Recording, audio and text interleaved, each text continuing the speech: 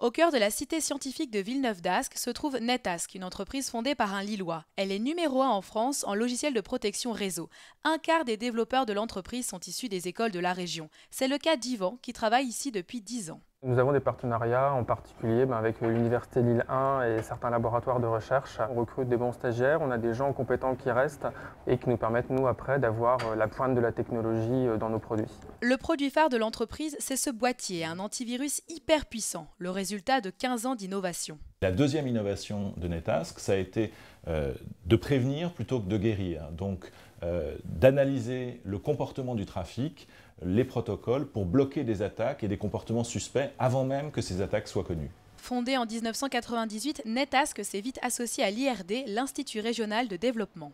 Il est devenu actionnaire de NetAsk en 2000. L'IRD a investi et participé à un tour de table de 1,6 million qui a aidé au financement du développement de la société et au développement de la solution innovante de NetAsk. Nous les voyons régulièrement. Ils nous ont aidés énormément en termes de réseau sur la région en nous présentant tout un tas de contacts utiles pour le développement de la société. Aujourd'hui, la société connaît une croissance annuelle de 20%. Solide, elle a désormais des ambitions internationales. Confirmer notre position de leader en France. On a à peu près 25% du marché français détenu par NetAsk aujourd'hui. On peut étendre cette position, mais surtout l'étendre à l'international. Notre ambition, c'est de devenir le leader européen, en concurrence avec des acteurs mondiaux essentiellement américains. Nous réalisons à peu près 30% de notre chiffre d'affaires à l'international.